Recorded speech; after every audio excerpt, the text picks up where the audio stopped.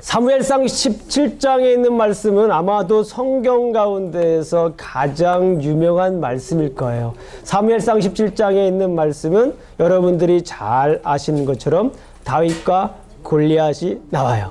그런데 다윗과 골리앗이 싸우는 장면입니다. 이 장면을 통해서 우리에게 주시는 하나님의 말씀을 우리가 함께 오늘 보도록 하겠습니다.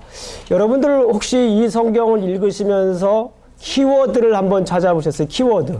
어떤 게 키워드였을까요? 예. 혹시 이 성경을 읽으시면서 키워드를 한번 생각해 보셨어요? 한글로도 나와 있고요. 영어로도 나와 있습니다. 둘 중에 아무거나 이렇게 저한테 말씀해 주셔도 괜찮습니다.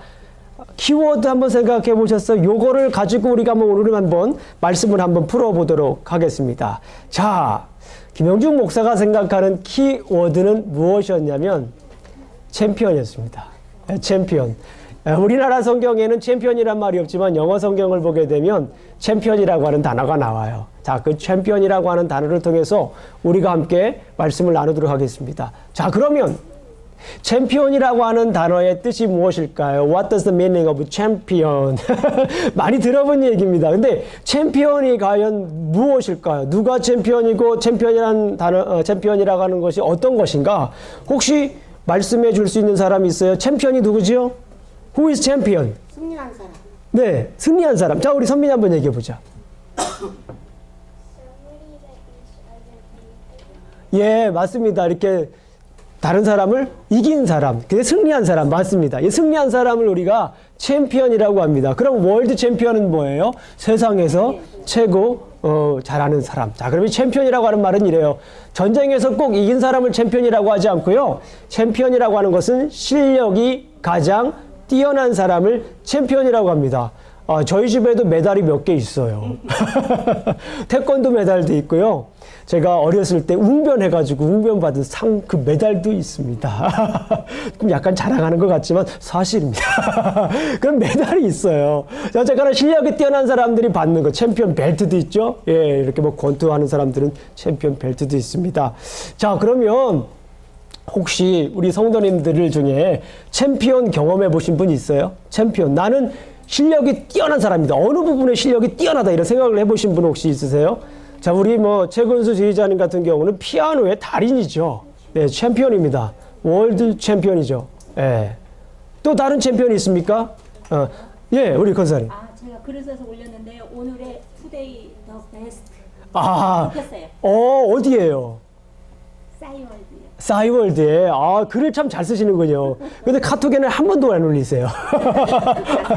잘 카톡이 안 되는구나. 네. 예, 우리 제이콥. 바이올린. 어제 바이올린을 하는데요. 제가 깜짝 놀랐어요. 우리 유스 아이들 이렇게 오케스트라 연습을 하고 쉬는 시간이 있었는데 그 쉬는 시간에 옆에 있는 아이들이 자기들끼리 이야기를 하면서 놀더라고요. 근데 우리 제이콥이 그냥 자기가 하는 거를 막 손을 왔다 갔다 하면서 막 이렇게 하니까 몇몇 그 여자 아이들은 이렇게 됐더라고요. 이렇게. 깜짝 놀랐어요, 제가요. 제이콥은 바이올리니스트, 예, 챔피언인 것 같아요. 정말 잘하더라고요.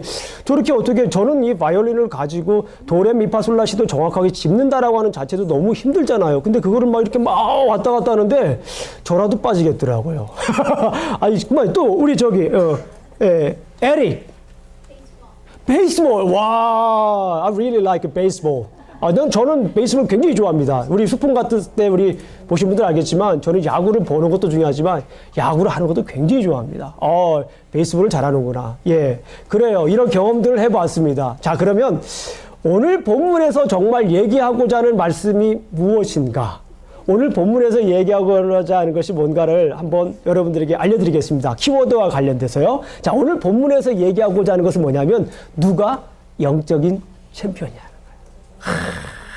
이런 제목을, 이런 질문을 만드는 게 여기서 벌써 은혜가 되지 않습니까? 누가 영적인 챔피언이냐. 이것에 대해서 오늘 본문을 얘기를 하고 있습니다. 자, 여러분들 잘 아시는 것처럼 이스라엘과 블레셋이 이제 전쟁을 하게 됐습니다. 전쟁을 하게 되는데 그 전쟁이 어떤 전쟁이었어요? 한꺼번에 우리가 잘 아는 것처럼 막 모여가지고 막 이렇게 많은 사람들이 싸우는 것이 아니라 어떻게 해요? 양쪽에 대표 한 명씩만 나와가지고 싸우는 전쟁이었습니다. 자, 그렇다면 여러분들 질문을 하나 하겠습니다. 누가 블레셋의 대표입니까? 골리앗. 누가 블레셋의 챔피언입니까? Who is Blessed's champion? 누가 블레셋의 챔피언이었죠? 네, 맞아요. 우리 어린아이들이 지금 손 들고 막 이렇게 얘기하려고 그러는데 우리 어른들도 속으로 이렇게 말하셨습니다. 거기는 잘 아시는 것처럼 누구였죠? 골리앗. 예, 골리앗이라고 하는 사람이 블레셋의 챔피언이었습니다.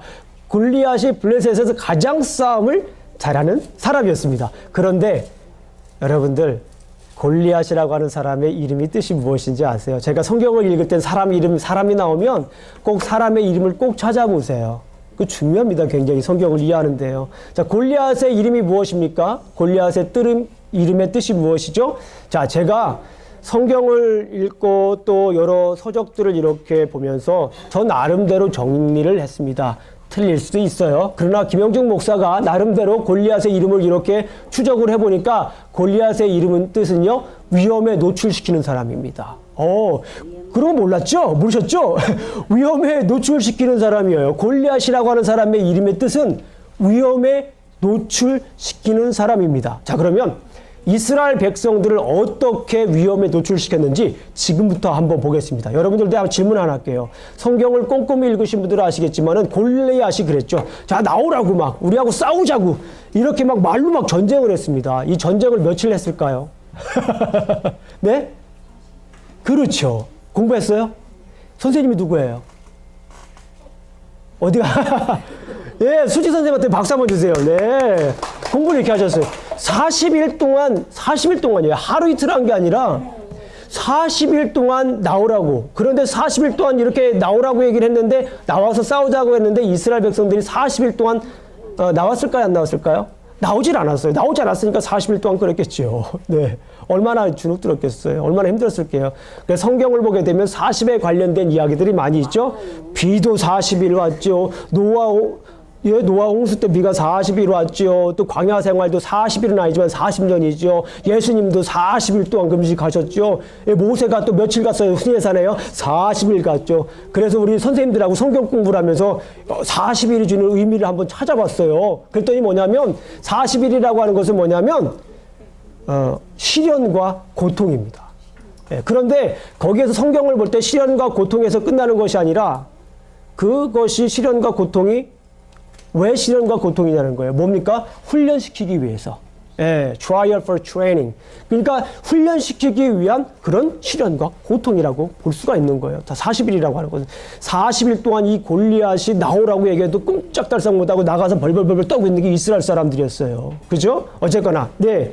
자, 골리앗의 이름은 위험에 노출하는 사람이었어요. 자, 그렇다면 이 골리앗의 외적인 특징을 우리가 알아볼 필요가 있습니다. What is the external characteristic of Goliath? Goliath's external characteristic. 골리앗의 외적인 특징이 어떤 것이 있었습니까? 자, 골리앗은 우리가 잘 아는 것처럼 챔피언이었어요. 블레셋의 챔피언이었기 때문에 골리앗은 용사였습니다. 용사, 워리어, 솔저, 싸우는 사람이었어요. 자, 또 뭐 있을까요? 골리앗의 특징 뭐가 있을까요? 골리앗은요, 키가 얼마였다고요? 자, 선민이. 9 feet? 9 feet 맞아요? 예, 맞습니다. 9 feet. 예. 그러니까, 그거는 우리말로 요즘 우리 키 몇 미터냐고 그러잖아요. 대략 한 3미터. 대략 3미터 정도 되는 그런 기골이 장대한 챔피언이었습니다. 생각해보세요. 3미터. 김영중 목사가 2m 50이니까 조금 더 크겠죠. 농담입니다. 자, 3m면 우리가 사실 우리 우리 지휘자만 해도 굉장히 크잖아요. 180 정도만 돼도. 근데 이 3m면은요, 이렇게 그리고 또 신체적인 모습이 대략 한 3m였고요. 머리에는 무엇을 썼습니까? 투구를 썼어요. 그리고 몸에는 갑옷을 썼습니다. 그리고 갑옷을 썼는데 갑옷이 125파운드. 그러니까 한 57kg. 57kg 정도 되는 이 갑옷을 입었대요. 그러니까 김영중 목사 몸무게가 대략 그거보다 좀 더 많아요. 그러니까 김영중 목사 정도 되는 이 무게의 갑옷을 입었다라고 하는 거예요. 굉장히 빨리 움직일 수는 없을 겁니다. 그러나 어쨌거나 다리에는 노단창을 메었고요. 창날이 15파운드, 그러니까 7kg 정도, 창날만 해도 7kg 정도 되는 그런 아주 큰 무기를 가지고 있었습니다. 그런데 이제부터는 한번 성경을 읽으면서 우리가 한번 보겠습니다. 자, 그렇다면 이 블레셋의 대표 골리앗의 전략이 무엇이었습니까? 전략, 싸움의 전략. 싸움의 전략이 무엇이었죠? 네? 저주하는 말이었습니다. 이 전략 중에 가장 중요한 것이 뭐였냐면 저주하는 거였습니다. 한 8절 한번 읽어보겠습니다. 다 같이 17장 8절의 말씀을 한번 보겠습니다. 우리 아이들이 공부를 굉장히 열심히 했나 봐요. 막 손을 막 계속 들어요. 제가 일일이 다 시키지 못해서 죄송해요. 그런 아이들이 계속 막 손을 들고 있습니다. 자, 17장 8절에 있는 말씀을 한번 보겠습니다. 17장 8절 한번, 8절과 9절을 한번 우리가 천천히 한번 읽어보겠습니다. 8절과 9절입니다. 시작. 그가 가서 이스라엘 군대를 향하여 외쳐 이르되 너희가 어찌하여 나와서 전열을 벌였느냐. 나는 블레셋 사람이 아니며 너희는 사울의 신복이 아니냐. 너희는 한 사람을 택하여 내게로 보내라. 그가 나와 싸워서 나를 죽이면 우리가 너희의 종이 되겠고 만일 내가 이겨 그를 죽이면 너희가 우리의 종이 되어 우리를 섬길 것이라. 예, 이러면서 10절 말씀을 제가 읽을게요. 그 블레셋 사람이 또 이르되 내가 오늘 이스라엘 군대를 모욕하였으니 사람을 보내어 나와 더불어 싸우게 하라 한지라. 결국에는 이 말은 무엇이냐면 이제 이스라엘 백성들을 뭐 하는 거예요? 모욕하는 거예요. 저주하는 겁니다. 그런데 여러분들 잘 기억하셔야 돼요. 제가 우리 사무엘서를 계속 보면서 말씀드렸지만 당시 전쟁이라고 하는 것은 뭐냐면 그냥 사람들과의 싸움이 아니라 누구와의 싸움이라고 그랬습니까? 신들의 전쟁이었어요. 그러니까 지금 여기에서 여러분들 잘 기억하셔야 될 게 이거예요. 골리앗이 나와가지고 지금 이야기하는 말이 결국에는 이스라엘 백성들에게 하는 말이 아니라 결국엔 누구에게 하는 말입니까?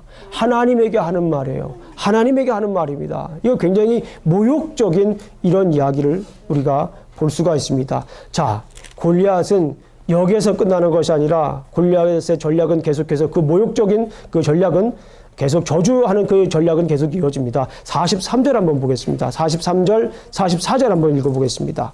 43절과 44절 우리 다 같이 한번 큰 목소리로 읽어봅니다. 43절, 44절입니다. 시작. 블레셋 사람이 다윗에게 이르되 내가 나를 개로 여기고 막대기를 가지고 내게 나왔느냐 하고 그의 신들의 이름으로 다윗을 저주하고 그의 블레셋 사람이 또 다윗에게 이르되 내게로 오라. 내가 내 살을 공중의 새들과 들짐승에게 주리라 하는지라. 이 제 계속 블레셋의 챔피언 골리앗은 다윗과 이스라엘 백성들을 이렇게 저주하는 모습을 우리가 볼 수 있었습니다. 그런데 여기에서 정말 중요한 것이 있어요. 이렇게 저주를 하는데 결국에는 이스라엘 백성들도 이 블레셋의 챔피언 골리앗이 하나님을 저주한다는 것을 알고 있잖아요. 이렇게 저주하는 걸 알고 있었는데 거기에서 여러분들이라고 하면 어떻게 하시겠어요? 여러분들이라고 하면 예? 여러분들 아니 뭐야 하면서 팔을 걷어붙이고서 가서 그냥 막 싸우시겠습니까? 하나님을 모욕하네 하고서 이러시겠어요? 뭐 어떻게 하시겠어요? 예, 어떻게 하시겠습니까? 오늘 성경 말씀을 보면 이스라엘 백성들이 어떻게 했는지 우리가 한번 보겠습니다. 자, 한번 11절 말씀을 한번 보겠습니다. 자, 11절 말씀 큰 목소리로 읽습니다. 시작. 사울과 온 이스라엘이 블레셋 사람의 이 말을 듣고 여기 보니까 듣고서 놀라서 크게 두려워합니다. 그죠? 여기서 이스라엘 백성들이 하나님에 대한 믿음이 있었을까요? 없었을까요? 여기에서 보게 되면 하나님에 대한 믿음은 없다고 볼 수 없어요. 믿음은 있습니다. 하나님을 믿었지만 그 이야기를 듣고 놀라서 크게 두려워합니다. 그리고 한번 더 볼까요? 24절 말씀 보겠습니다. 24절 말씀을 다 같이 시작. 이스라엘 모든 사람이 그 사람을 보고 심히 두려워하여 그 앞에서 도망하여. 여기 보니까 두려워할 뿐만 아니라 어떻게 얘기를 합니까? 그 앞에서 이제 도망까지 가는 그런 모습을 우리가 볼 수 있어요. 히브리 원어를 보게 되면 여기에서 본다라고 하는 말하고 두려워한다라는 말하고 굉장히 비슷하게 나와요. 그러니까 이스라엘 백성들이 뭐예요? 골리앗을 보고 도망간 거예요. 골리앗의 무엇을 봤을까요? 외모를 본 거예요. 골리앗의 신장을 본 거예요. 골리앗의 무게를 본 거예요. 그런데 정작 이스라엘 백성들이 보지 못한 게 있습니다. 이 성경에 여기 써 있진 않지만 우리가 알 수가 있어요. 이스라엘 백성들이 정작 보지 못한 건 뭘까요? 골리앗의 이 마음을 보지 못한 거예요. 골리앗의 이 심장을 보지 못한 겁니다. 어쨌거나 지금 이스라엘 백성들은 계속해서 보는 게 무엇입니까? 골리앗의 외모만 보는 거예요. 신장이 크고 갑옷이 막 완전 무장을 하고 있고 또 말하는 거 보니까 무시무시하게 막 얘기를 하니까 당장이라도 나를 막 그냥 잡아삼킬 듯한 그런 기세로 나를 보니까 두렵고 떨리는 거예요. 그래서 어떻게 해요? 두렵고 떨리는 것이 아니라 거기서 그뿐만 아니라 막 도망가잖아요. 그런 모습을 지금 계속해서 보여주고 있는 것이에요. 자, 블레셋의 챔피언 골리앗이 대표끼리 나와서 싸우고자 제안했을 때 이스라엘은 아무도 나가질 않았어요. 자, 40일 동안 나가지 않았다고 그랬죠? 그런데 중요한 것이 있습니다. 여러분들 잘 아시는 것처럼 이스라엘 백성들 가운데에서 가장 신장이 크고 준수한 사람이 누구였죠? 사울이었습니다. 사실 여기에서 골리앗이 나와서 싸우자라고 얘기했을 때 누가 나가야 되는 거예요? 사울이 나갔어야 돼요. 이거 굉장히 중요한 포인트입니다. 사울이 나갔어야 되는데 여기서 사울이 나가지 않았어요. 여러분들 보세요. 지금 사람들은 계속해서 외모를 보고 있잖아요. 골리앗의 외모를 보고 있잖아요. 그런데 사실은 이스라엘 백성들 가운데에서도 지금 누구를 보고 있을까요? 사울을 보고 있는 거라고 저는 생각을 해요. 외모를 보고 있어요. 사울 보고 나가라고 눈치를 주고 있는지도 모르겠어요. 지금 이 상황에서 보게 되면은. 그런데 지금 사울이 나갑니까? 여기에서 사울이 나가질 않아요. 사울이 나가질 않습니다. 그런데 저는 또 다른 대표를 하나 이 시간에, 이 시점에서 또 이렇게 소개를 해야 될 것 같아요. 자, 지금까지는 블레셋 대표 선수를 제가 지금 소개했습니다. 이 다음부터는 이스라엘의 대표 선수를 소개하겠습니다. 자, 이스라엘의 대표 선수 원래 누구였어야 되는 거예요? 우리가 생각할 때는 사울이 이스라엘의 대표 선수가 됐어야 됩니다. 성경의 흐름상. 그런데 여기에서 중요한 것인 이스라엘의 대표는 누가 됩니까? 예. 어떻게 이렇게 잘하셨어? 다윗이 여기에서 이스라엘의 대표 선수가 됩니다. 자, 그런데, 자, 골리앗도 이름의 뜻을 한번 봤으니까 다윗도 이름의 뜻을 한번 봐야겠죠. 그래야 서운치 않겠죠. 자, 다윗의 이름의 뜻이 무엇입니까? 사랑받는 자입니다. 다윗의 이름은 사랑받는 자입니다. 자, 그러면 여기서 이렇게 좀 말씀드릴 수 있어요. 다윗이 어떻게 해서 하나님과 이스라엘에게 사랑받는지를 지금부터 보여드리겠습니다. 그러니까 보세요. 오늘 이 본문에 있는 말씀을 보게 되면 사실은 골리앗과 다윗이라고 하는 사람이 싸우고 있잖아요. 그 사람의 이름의 뜻을 알게 되면 이 오늘 본문의 스토리는 자연적으로 풀리게 돼 있어요. 골리앗은 뭐예요? 골리앗의 뜻은 위험에 노출시키는 자. 그러니까 이스라엘 백성들을 위험에 노출시켰잖아요, 지금까지. 그렇다면 여기서 끝나는 것이 아니라 다윗을 하나님께서는 등장을 시켜서 어떻게 해서 이 하나님과 다윗이 어떻게 하나님과 이스라엘에게 사랑받는지를 지금부터 보여주시는 겁니다. 저는 이렇게 분석을 했습니다, 오늘 본문을. 예. 자, 그렇다면 보세요. 외적인 특징을 한번 살펴보았잖아요, 골리앗도. 그럼 다윗도 외적인 특징을 한번 보도록 하겠습니다. 다윗의 external characteristic을 한번 보겠습니다. 다윗은 어떤 사람이었어요? 골리앗은 용사였습니다. 전사였습니다. 그러나 다윗의 직업이 뭐죠? 어린이들에게 한번 물어보겠습니다. 다윗의 직업이 무엇이었죠? 다윗의 직업. 우리 어린이들에게 물어봅니다. 다윗의 직업. What is David's? 자, 이번에는 민서가 한번 해보자. 셰퍼드, 박수 한번 보세요. 예. 양치기였습니다. 지금 생각을 해보세요. 이 블레셋의 군대에 정말 뛰어난 용사 챔피언 3m 되고 막 완전 무장하고 막 아우 잡아먹겠다고 하는 그런 사람 앞에 나온 사람이 대표 선수가 양치기라는 거예요. 성경에 보게 되면은 소년이라고 돼 있잖아요. 그렇게 볼 때 키도 크지 않았던 것 같아요. 그렇게 많이요. 물론 클 수도 있습니다만은 그렇게 크진 않았을 것 같아요. 사울보다 크지 않았을 것 같습니다. 작은 키였습니다. 42절을 보게 되면은 용모가 아름다웠다. 일부러 성경에서는 그렇게 얘기를 합니다. 42절을 한번 읽어볼까요? 우리 42절을 한번 보겠습니다. 42절, 17장 42절을 다 같이 한번 읽어보겠습니다. 시작. 그 블레셋 사람이 둘러보다가 다윗을 보고 업신여기니 이는 그가 젊고 붉고 용모가 아름다움이라. 성경에서 굳이 이렇게 용감하였더라 이렇게 해도 되잖아요. 사실 용감한 거예요. 그렇잖아요. 그런데 여기서 용감하다는 표현을 하지 않고 용모가 아름다웠더라 이렇게 표현을 하겠다라는 거예요. 그만큼 이 골리앗과 다윗을 이렇게 비교해주는 모습을 우리가 볼 수 있습니다. 그렇게 보세요. 그리고 한번 이 컴뱃 기어 한번 우리 전투복을 한번 보겠습니다. 골리앗은 전투복이 있었습니다. 그죠? 아까 말씀드렸죠. 이 갑옷이 57kg나 된다고 했어요. 그런데 다윗은 이 전투복이 있었습니까? 없었습니다. 전투복이 있을 뻔했죠. 그런데 그 전투복이 맞질 않았습니다. 38절, 39절 읽어보겠습니다. 38절, 39절입니다. 시작. 이에 사울이 자기 군복을 다윗에게 입히고 노트구를 그의 머리에 씌우고 또 그에게 갑옷을 입히매 다윗이 칼을 군복 위에 차고는 익숙하지 못하므로 시험적으로 걸어보다가 사울에게 말하되 익숙하지 못하니 이것을 입고 가지 못하겠나이다 하고 곧 벗고 바로 벗어버렸어요. 그래도 구색을 맞춰가지고 갑옷을 주려고 했는데 그것마저 맞지 않아서 입지 못했던 상황입니다. 자, 그러면 보세요. 골리앗은 창과 칼과 단창과 방패가 있었어요. 방패가 얼마나 컸으면 방패를 들어주는 사람이 있었습니다. 이런 무장을 하고 있는 사람이었는데 다윗은 무엇을 가지고 있었어요? 다윗이 가지고 있었던 무기가 뭐였습니까? 자, 우리 한번 선민이 얘기해보자. 가스페이스. 좀 미리 앞서갔어요.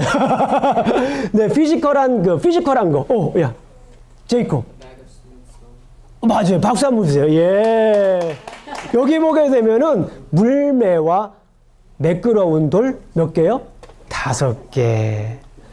다윗이 가지고 있는 것은 뭐였냐면은 이 물매, 슬링샷, 그죠? 예. 요거하고 물매 매끄러운 돌 5개였는데요. 매끄러운 돌이 우리 고고학자들이 얘기하는 것은 뭐냐면 테니스 공만 했대요. 이렇게 테니스 공.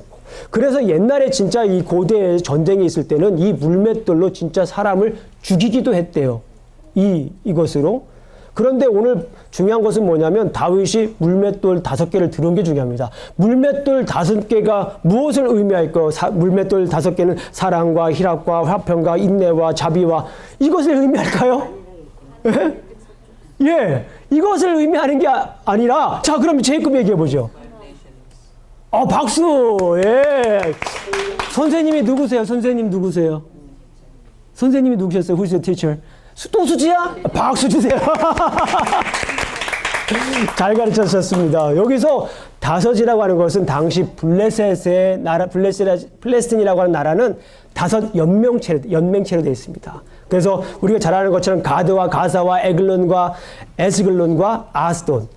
사무엘상 6장 1절을 보게 되면 그런 나라들이 나와요. 그 해안가의 국가들입니다. 이 해안가 국가 5 연맹체가 있기 때문에 골리앗이 이 5개를 딱 들었다라고 하는 것은 뭐냐면 내가 이 5개 돌로 완전히 이 5개 연맹체를 완전히 뭐 하겠다? 무찌르겠다. 내가 기필코 무찌르고 돌아오겠다라고 하는 것입니다.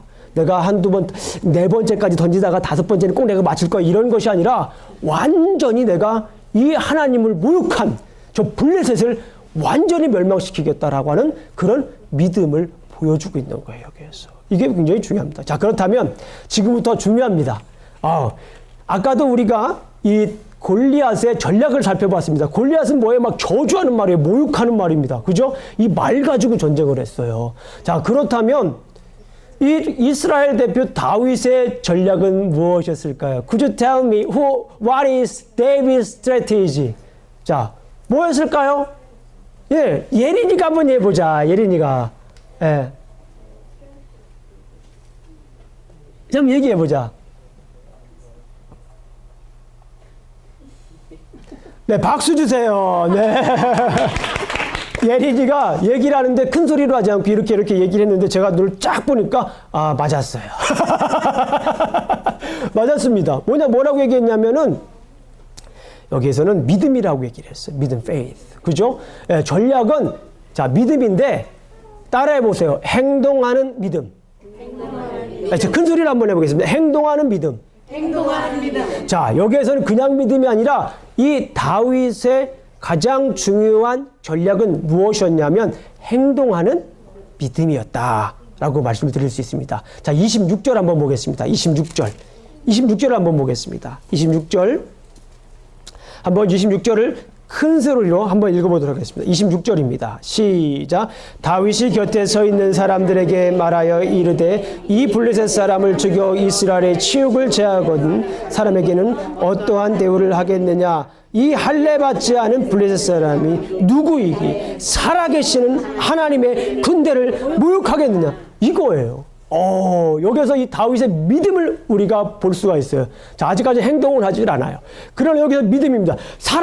이 할례 받지 못한 이 블레셋 사람이 누군가인데 살아계시는 하나님을 모욕하느냐라고 하는 그런 이 믿음의 눈으로 지금 보고 있는 거예요. 믿음의 눈으로 계속해서 보고. 그러니까 형이 뭐라고 해요? 나가려고 그러니까 형이 말리잖아요. 형이 말립니다. 너 이거 28절을 보니까 내가 전쟁을 구경하러 왔도다. 네가 구경하러 온 사람이 이렇게 막 이런 일을 하면 안 된다. 뭐 이런 얘기를 하는 거예요. 그러니까 다윗이 뭐라고 합니까? 다윗이 32절 말씀을 보면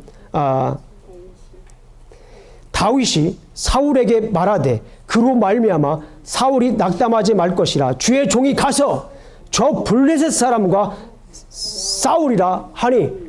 지금 다윗 앞에 이 사울 앞에서 이제 다윗이 갔어요. 그런데 여기에서 사울 왕이 먼저 얘기를 해야 되는 거예요. 사실은 그렇잖아요. 사울 왕이 먼저 얘기해야 되는 거잖아요. 근데 다윗은 당당하게 이 꼬마가 나와가지고 사울 왕 앞에 가서 이야기를 합니다. 내가 가서 싸우겠다라는 거예요. 왜 그렇습니까? 이 믿음의 눈으로 그 상황을 보는 거예요. 다른 사람들은 지금 계속 외모를 보잖아요.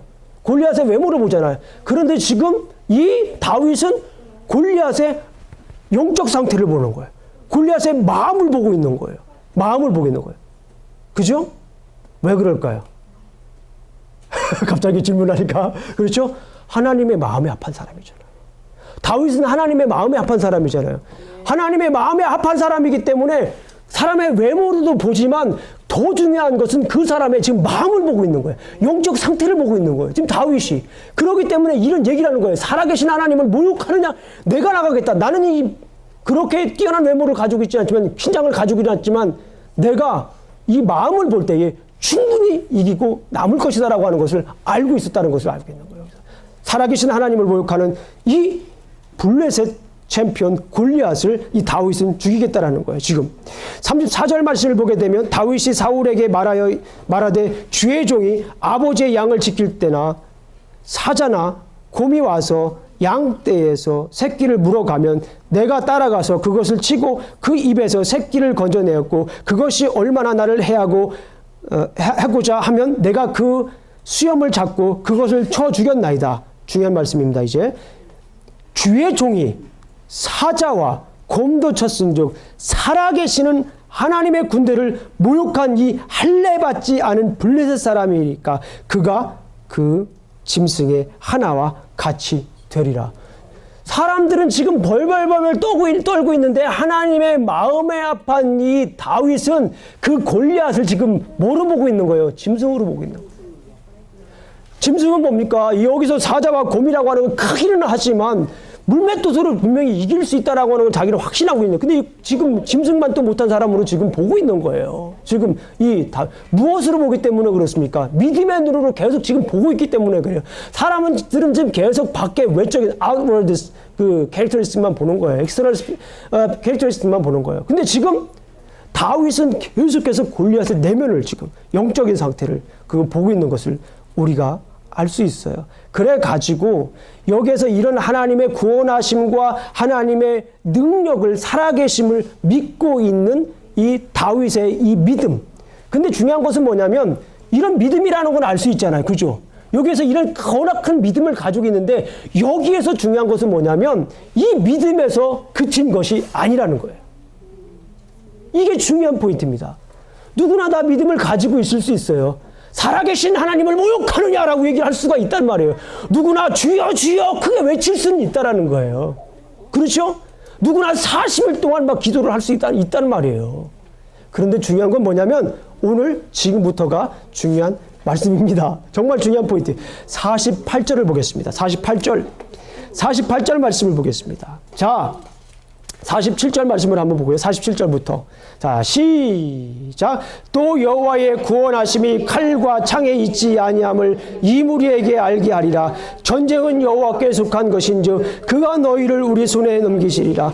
블레셋 사람이 일어나 다윗에게로 마주 가까이 올 때에 다윗이 블레셋 사람을 향하여 빨리 달려가며, 여기가 중요합니다. 밑줄 그으세요. 보세요. 믿음을 가지고 있어요. 너는 칼과 단창으로 싸우지만 나는 만군의 여호와 하나님의 이름으로 내가 나아간다. 이건 믿음입니다. 믿음이에요. 그런데 이 믿음은 여기에서 가만히 있는 것이 아니었어요. 있는 것이 아니라 여기 말씀을 보게 되면 블레셋 군이 나오잖아요. 믿음만 가지고 있다 해서 벌벌벌 떠는 게 아니라 이 조그만한 이 다윗이, 조그만한 다윗이 막 달려가가지고 여기 좀 막 달려가가지고 같이 따라가는 거예요. 이게 중요한 겁니다. 빨리 달려가잖아요. 저는요, 제가 카메라 감독이라면 이 장면을 슬로우 모션으로 딱 잡아가지고 천천히 이렇게 볼 것 같아요. 클로즈업 해가지고 천천히 막 달려가는 이 다윗을 빨리 하는 이 모습을 얼마나 멋있어요. 여기서 지금 만군의 여호와 하나님을 모욕하는, 여기서 말만 하는 게 아니라는 거예요. 말만 하지 않고 거기서 지금 달려가는 이 다윗의 모습 속에 우리는 박수를 보내야 돼요. 여기서 우리는 막 감격을 해야 돼요. 그죠? 영화로만 만들어 놓고 만화로만 만들어 놓고 재밌다고 그럴 것이 아니라 정말 우리도 이렇게 믿음으로 고백한 걸 가지고 이렇게 살아 움직여야 된다는 거예요. 여기서 달려가는 것뿐만 아니라 보세요. 손을 주머니에 넣어. 달려가면서 손을 주머니에 넣으면서 뭘 할까요? 여기서 물맷돌을 꺼내. 이것일까 이것일까 아닐까 고민하지 않았어요. 딱 잡아가지고 이것도 클로즈업 해야 되는 거예요. 왜냐하면 여기서 믿음을 가지고, 하나님의 믿음을 가지고 믿음으로 달려가는 거예요. 죽을 것 뻔히 알면서. 이 꼬맹이가 어떻게 그렇게 큰 3m 나르던 사람한테 막 달려갑니까? 겁도 없이. 그렇잖아요. 믿음으로 가는 거예요. 믿음으로 달려가면서 손으로 집어넣으면서 뭘 해요? 그 다음을 보겠습니다. 돌을 가지고 물매를 꺼가지고 꺼내서 돌을 던져가지고 쫙 해가지고 이 막 돌리겠죠. 돌리고서, 예. 설교 말씀을 제대로 듣는 분들은 여기서 같이 돌려요, 이렇게. 같이 돌리는 거예요. 그냥 쳐다보고만 계시면 어떡합니까? 자, 한번 해보겠습니다. 자, 함께 달려가는 거예요. 달려가서, 자, 손을 집어넣습니다. 손을 집어넣고, 돌을 꺼내서, 자, 던집니다. 슉슉슉슉슉슉 던지세요! 네. 이게 여기에서, 이게 믿음만 가지고 말로만 고백하는 것이 아니라, 여기에서 지금 계속해서 손을 넣어 돌을 가지고 물매로 던져서 블레셋 사람의 이마를 딱 칩니다. 그러니까 여기서 굉장히 이게 강조되는 단어들이에요. 동사들입니다. 손을 달려가는 거, 손을 넣는 거, 돌을 가지는 거, 물매로 던지는 거, 이마를 치는 거. 이게 다 뭡니까? 믿음은 거기에서 가만히 머무르고 얘기만 하는 게 아니라 이렇게 달려가는 거예요. 그러니까 진짜 믿음을 가지고 있는 거죠. 여기에서 다윗이. 우리가 그 모습을 볼 수가 있습니다. 행동하는 믿음입니다. 자, 정리하겠습니다. 이스라엘의 대표 다윗은 작은 키와 물매를 가지고 있었지만 그 안에는 믿음이 있었습니다. 그런데 중요한 건 뭐냐면 그 믿음은 어떤 믿음이었습니까? 행동하는 믿음이었어요. 이게 중요한 겁니다. 행동하는 믿음.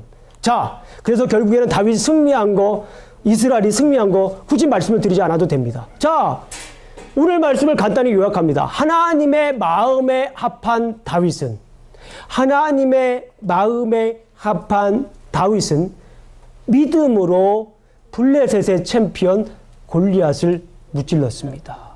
그렇죠? 자, 그렇다면 누가 영적인 챔피언입니까? 한번 대답해 보세요. 누가 영적인 챔피언이죠? 다윗이 영적인 챔피언입니다. 그죠? 근데 이 다윗이 영적인 챔피언이었는데 이 다윗은 어떤 사람이었어요? 영적 챔피언은 믿음으로 행동한다. 아멘? 저를 한번 따라해 보세요. 영적 챔피언은 믿음으로 행동한다.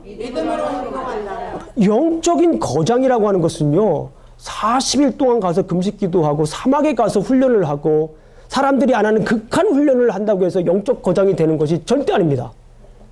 영적 거장이라고 하는 것은 뭐냐면, 영적 챔피언이라고 하는 것은 믿음을 믿음대로 사는 사람이 영적인 거장이에요. 오늘 본문에서 얘기하고자 하는 것이 바로 이것입니다. 영적 거장을 우리가 주여 주여 크게 기도한다고 우리가 영적 거장이 되는 게 아닙니다. 뭡니까? 믿음이 있으면 그 믿음대로 행동하는 사람이 바로 영적인 거장이라고 하는 것을 우리가 알 수 있습니다. 자, 지난 우리가 배운 것들 한번 정리하면서 이 말씀을 다시 한 번 더 다시 메시지를 전할게요. 하나님은 사람의 어디를 보십니까? 마음을 보시죠. 왜 마음을 보십니까? 그곳에서 생명이 나오기 때문에 그래요. 그리고 히브리적인 사고를 보게 되면 마음은 하나님이 머무시는 자리입니다. 마음은 하나님의 자리이기 때문에 이렇게 마음이 중요합니다. 그래서 하나님은 어떤 사람을 찾고 계십니까? 그의 마음에 합한 사람을 찾고 계십니다. 그의 마음에 합한 사람은 어떤 사람이었죠? 지난 우리 16장에서 봤듯이 감동을 받았죠. 하나님의 영에 크게 감동을 받았어요. 하나님의 영에 크게 감동받은 사람은 그 자리에서 머무르는 것이 아니라 어떻게 합니까? 감화를 시키는 사람입니다. 감동받은 건 내가 감동받은 거고 감화시키는 거는 다른 사람도 같이 감동받게 하는 거예요. 그렇잖아요. 영향력을 주는 겁니다. 그런데 오늘 본문에서 보게 되면 결국 오늘 본문은 하나님의 마음에 합한 사람은 영적 챔피언인 것을 알 수가 있어요. 그죠? 하나님의 마음에 합해야 우리가 영적 챔피언이 되는데요. 그 영적 챔피언은 어떤 사람입니까? 믿음으로 행동하는 사람이 영적인 챔피언이다라고 볼 수가 있습니다. 자, 결국 믿음은 중요해요. 믿음은 명사가 아니라 믿음은 동사예요. 어떻게 이렇게 잘하셨어요? 떠오르죠? 믿음은 명사가 아니라 믿음은 뭐예요? 동사입니다. 이 말은 믿음이란 행동하는 것이란 뜻입니다. 여러분들 요한복음을 읽어보시게 되면 요한복음에는 믿는다라고 하는 단어가 무지 많이 나와요. 적어도 74번 이상 나와요. 74번 이상 나옵니다. 그런데 놀라지 마세요. 거기에 74번 나오는데요. 74번 나오는 동안에 명사로 몇 번 쓰일까요? 명사로 몇 번 쓰일까요? 믿음이라고 하는 명사로 몇 번 쓰일까요? 그러면 믿다라고 하는 동사로 몇 번 쓰일까요? 그죠? 어떻게 아셨어요? 맞습니다. 거기에는 믿음이라고 하는 이 단어는 단 한 번도 동사로, 단 한 번도 명사로 쓰이지 않고 모두 다 동사로 쓰이고 있어요. 이것에 대해서 많은 사람들이 얘기할 수 있어요. 이것에 대해서 그 의미를 많은 사람들이 얘기할 수 있지만 중요한 건 뭐냐면 믿음이라고 하는 것은 움직이는 거예요. 믿음이라고 하는 것은 무엇입니까? 잘하는 것도 되지만 믿음이라고 하는 것은 행동하는 겁니다. 왜 믿음이라고 하는 것은 행동하는 것입니다. 자, 다윗이 하나님의 구원의 능력을 알고 하나님의 능력을 믿고 제자리에 가만히 있었다면 골리앗을 무찔러 수 있었을까요? 골리앗을 무찔릴 수가 없었습니다. 그는 믿는 대로 뭐였어요? 믿는 대로 행동을 한 것입니다. 믿는 대로 하나님을 의지하고 달려갔어요. 하나님을 의지하고 믿는 대로 주머니에 손을 집어넣었습니다.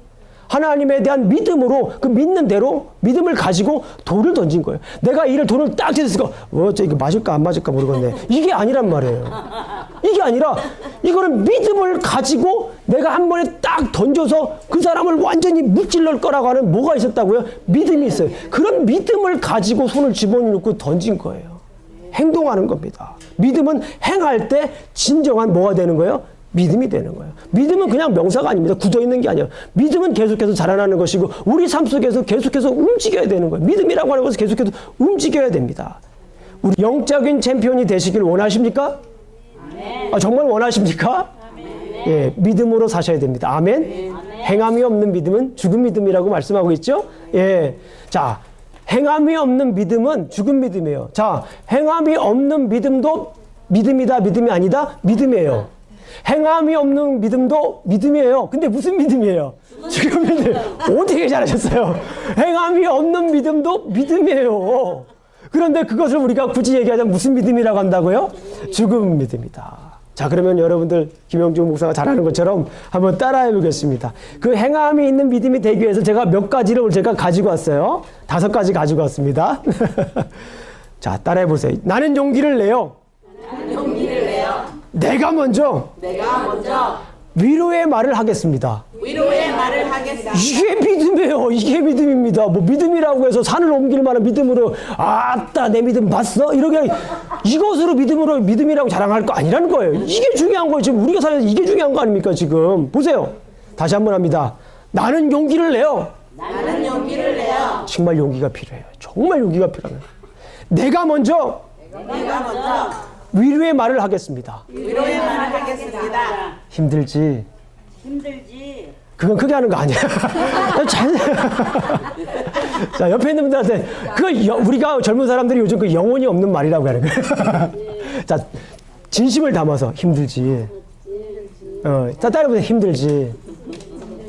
힘내. 옆에 분도 하고 하세요. 하면서 힘들지. 우리가 있잖아. 내가 있잖아. 그래요. 따라해요. 이제 좋습니다. 두 번째. 잘하셨습니다. 나는 용기를 내요. 나는 용기를 내요. 내가 먼저 따스한 눈길을 보내겠습니다. 따스한 눈길을 보내겠습니다. 자, 따스한 눈길 준비하세요. 따스한 눈길, 자, 한번 보내주세요. 네. 째려보지 마시고. 자, 곁눈질 하지 마시고 똑바로 보셔야 됩니다. 잘하셨습니다. 이 따스한 눈길도 계속해서, 따스한 눈길도 계속해서 훈련하셔야 됩니다. 자, 세 번째입니다. 나는 용기를 내요. 나는 용기를 내요. 내가 먼저 용서의 손을 내밀겠습니다. 용서의 손을 내밀겠습니다. 자, 손 한번 내밀어 보세요. 용서해줘. 용서해줘. 미안해. 용서해줘. 이거 쉽지 않아요. 이거 정말 쉽지 않습니다. 여러분들, 우리 사랑하는 성도님들, 이거 못하면 교회 그만 다니셔야 돼요. 진짜예요. 이거 못하면 뭘 이렇게 교회에 뻔듯하게 이렇게 세워놓고 그 많은 시간 투자하면서 왜 이렇게 삽니까? 정말 심각해요. 우리가 용서하지 못하면 교회에 다닐 이유가 없어요. 사랑하지 못하면, 위로하지 못하면, 따스한 눈길 보내지 못하면 왜 교회 옵니까? 왜 이렇게 교회 세워가지고 이렇게 우리가 예배를 두고 시간을 투자합니까? 정말 중요한 거예요. 다 따라하세요. 나는 용기를 내요. 내가 먼저 사랑으로 꼭 안겠습니다. 예. 꼭 안아주셔야 돼요. 여러분들께서 꼭 안아주셔야 됩니다. 용기가 필요해요. 자, 마지막입니다. 나는 용기를 내요. 내가 먼저 주님의 십자가 사랑으로 품겠습니다. 아멘?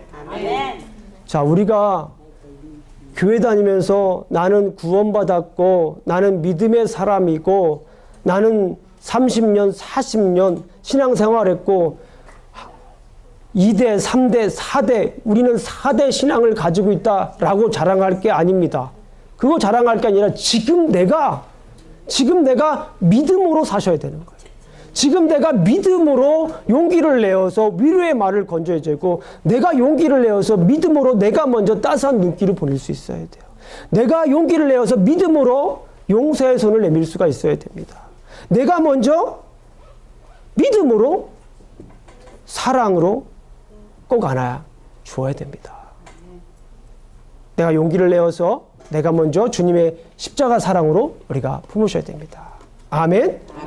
믿음은 무엇이다? 동사입니다. 따라해보세요. 믿음은 동사이다. 제가 믿음을 하면 여러분 동사입니다 하는 거 끝내겠습니다. 믿음은 동사이다. 믿음은 동사이다. 믿음대로 살자. 아멘. 기도하겠습니다. 하나님 감사합니다. 오늘도 이렇게 또 부족한적인 말씀을 증거했습니다. 다윗과 골리앗의 이야기를 통하여서 우리가 깨달은 바가 있습니다. 믿음은 동사인 것을 알았습니다. 믿음은 명사가 아니라 믿음은 동사인 것을 알았습니다. 아버지 하나님, 내가 먼저 용기를 내어서 위로의 말을 전하게 하여 주시옵소서. 내가 먼저 용기를 내어서 따스한 눈길을 보내게 해 주시옵소서. 아버지 하나님, 내가 먼저 용기를 내어서 믿음으로 용서의 손을 내밀게 해 주시옵소서.